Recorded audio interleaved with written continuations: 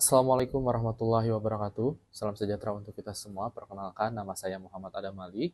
Saya merupakan mahasiswa PPG calon guru gelombang 2 tahun 2024, program studi pendidikan teknik konstruksi dan perumahan. Pada kesempatan kali ini, izinkan saya untuk menyampaikan paparan presentasi hasil diskusi kami dari kelompok 2 pada mata kuliah pendidikan kewirausahaan dengan topik 1 demonstrasi kontekstual. Sebelum itu, perkenalkan anggota kelompok saya. Yang pertama ada Devi Oktaviana, kemudian ada Farika Hanum, dan Nada Martavia. Pada kesempatan kali ini, kami akan menyampaikan hasil diskusi kami terkait menumbuhkan minat wirausaha pada peserta didik. Nah, guru selaku fasilitator peserta didik tentunya dapat memberikan contoh dari dirinya sendiri kepada siswa, agar motivasi siswa muncul saat melihat gurunya tersebut. Lalu bagaimana cara kita untuk menumbuhkan minat wirausaha pada peserta didik? Ada beberapa cara yang kita bisa lakukan. Yang pertama itu adalah mengenalkan konsep wirausaha. Nah, jadi kita akan mengenalkan bagaimana konsep dasar berwirausaha terhadap pentingnya kreativitas, inovasi, dan keberanian mengambil resiko. Nah, cara yang kedua, kita dapat memberikan pembelajaran yang praktis, di mana dalam pembelajaran ini kita akan melibatkan siswa dalam proyek wirausaha kecil untuk membuat produk dan memasarkannya di sekolah. Kemudian, cara yang ketiga, itu adalah mengundang orang ahli. Nah, dengan mengundang orang ahli ini, tentunya yang sesuai dalam bidang wirausaha maupun alumni yang bergerak di bidang kewirausahaan dan tentunya yang dapat menginspirasi dan menumbuhkan motivasi dengan capaian yang sudah mereka capai. Dan yang keempat, cara yang bisa kita gunakan adalah dengan memunculkan keterampilan praktis. Nah, kita sebagai pendidik bisa mengajarkan keterampilan dalam bidang yang relevan, seperti manajemen, kemudian ada keuangan, ada pemasaran, dan tentunya komunikasi. Cara yang berikutnya, atau yang kelima, itu kita bisa menciptakan lingkungan yang kreatif. Kenapa kita harus menciptakan lingkungan yang kreatif? Karena dengan menciptakan lingkungan yang kreatif itu tentunya nanti akan mendukung kreativitas dan inovasi pada diri peserta didik kita.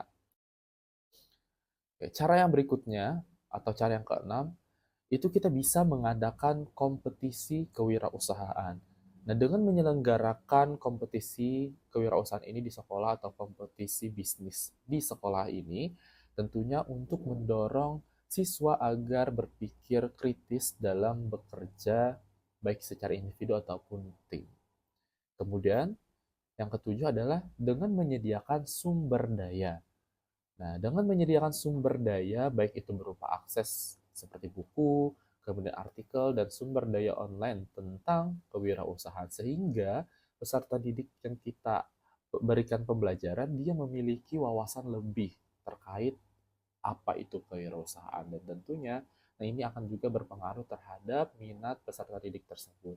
Dan yang terakhir, kita bisa memberikan dukungan secara emosional. Nah, berikan dukungan dan dorongan kepada siswa yang menunjukkan minat, sehingga mereka memiliki kepercayaan diri lebih untuk mengembangkan minatnya tentunya di bidang kewirausahaan. Untuk presentasi yang selanjutnya akan disampaikan oleh teman saya. Baik, saya akan menjelaskan mengenai pengaruh pembelajaran kewirausahaan terhadap motivasi berwirausaha pada peserta didik.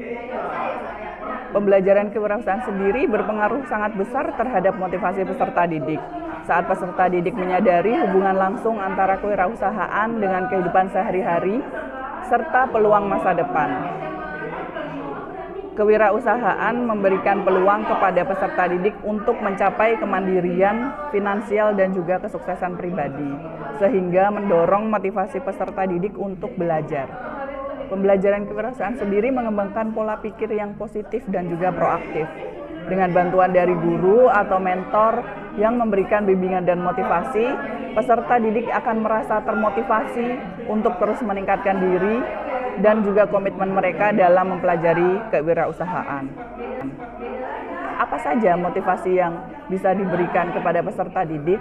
ada beberapa motivasi, salah satunya melalui video motivasi, yaitu dengan memutarkan video pada awal pembelajaran untuk memantik semangat peserta didik dalam berwirausaha, sehingga mereka akan bersemangat dalam mengikuti kelas kewirausahaan. Kedua, dengan memberikan pengetahuan yang mereka butuhkan. Contohnya, dengan memberikan contoh senyata mungkin sehingga peserta didik bisa menerapkan materi yang akan kita ajarkan dalam proses pembelajaran. Kemudian, kita juga bisa mengundang orang yang ahli di bidang kewirausahaan. Caranya adalah dengan mengundang orang yang ahli berwirausaha dalam bidangnya untuk memberikan workshop, misalnya di kelas sebagai gambaran kepada peserta didik mengenai bagaimana mereka nantinya setelah menjalankan wirausaha. Kemudian yang terakhir juga kita bisa meminta mereka melakukan simulasi berkewirausahaan.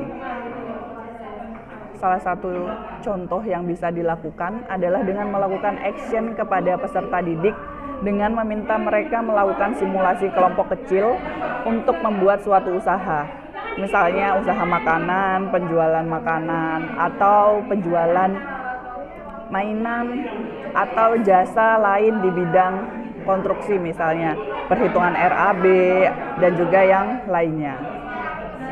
Baik, demikian yang bisa saya jelaskan mengenai pengaruh pembelajaran kewirausahaan terhadap motivasi berwirausaha kepada peserta didik. Terima kasih. Untuk penjelasan lainnya akan dilanjutkan oleh rekan-rekan saya. Baik, langsung saja di sini saya akan menyampaikan pada bagian materi sumber daya apa saja yang harus dimiliki oleh siswa SMK dalam berwirausaha. Nah, yang pertama yaitu ada pengetahuan dan keterampilan kewirausahaan. Nah, peserta didik di sini harus memiliki pemahaman dasar tentang konsep-konsep berwirausaha seperti perencanaan bisnis, manajemen keuangan, pemasaran, dan pengelolaan sumber daya. Kemudian yang kedua yaitu ada bimbingan dan mentorship. Nah, di sini dukungan dari guru, mentor, dan wirausahawan yang berpengalaman dalam bidangnya itu sangat penting bagi siswa karena mentor dapat membimbing siswa dalam menghadapi tantangan. Selain itu, mereka juga bisa belajar dari pengalaman mentornya, kemudian bisa mereka gunakan untuk memperkuat semangat mereka. Yang ketiga yaitu ada fasilitas dan infrastruktur. Nah, di sini akses ke fasilitas yang mendukung seperti ruang praktik, laboratorium, dan tempat kerja yang nyaman itu bisa untuk meningkatkan produktivitas siswa. Kemudian ada jaringan dan koneksi. Nah, membangun jaringan dalam berwirausaha, baik itu lokal maupun komunitas bisnis ataupun sebuah institusi terkait sangat penting. Nah, jaringan ini dapat memberikan peluang baik itu kerjasama, pemasaran, dan penjualan yang nantinya akan mendukung kesuksesan siswa. Untuk sumber daya berikutnya yaitu ada motivasi dan penghargaan. Nah, sumber daya non-material seperti dukungan moral atau emosional, kemudian ada motivasi dari lingkungan, serta penghargaan atas pengakuan usaha mereka yang telah mereka lakukan selama ini dapat memperkuat semangat siswa dalam menjalankan usaha. Kompetensi, lomba kewirausahaan, dan apresiasi publik akan mendorong pertumbuhan siswa. Kemudian ada akses ke teknologi dan informasi. Nah, di era digital, teknologi itu menjadi akses yang krusial. Nah, akses ke internet, perangkat lunak manajemen bisnis, platform e-commerce, dan media sosial bertujuan untuk memperluas jangkauan bisnis siswa serta membesarkan produk mereka sehingga akan membimbing mereka menuju kesuksesan. Kemudian ada kolaborasi dan kerjasama tim. Nah, di sini kolaborasi dan kerjasama tim itu penting bagi siswa karena teman atau kolaborator di sini berperan sangat penting dalam pengembangan bisnis. Nah, dalam suatu kelompok nanti siswa akan berbagi tanggung jawab, kemudian ada bertukar ide, serta mendukung semangat mereka untuk mencapai tujuan kewirausahaan bersama. Nah, sekian dari saya. Wassalamualaikum warahmatullahi wabarakatuh. Berikutnya ada etika berwirausaha. Etika berwirausaha meliputi 8 aspek. Yang pertama adalah kejujuran. Kejujuran adalah landasan utama dalam berwirausaha. Seorang wirausahawan harus jujur dalam segala aspek bisnis, baik dalam komunikasi dengan pelanggan, mitra bisnis, maupun dalam laporan keuangan. Kejujuran mencakup memberikan informasi yang benar mengenai produk atau jasa yang ditawarkan, tidak menipu pelanggan, dan transparan dalam harga, kualitas, maupun janji layanan. Kemudian ada tanggung jawab.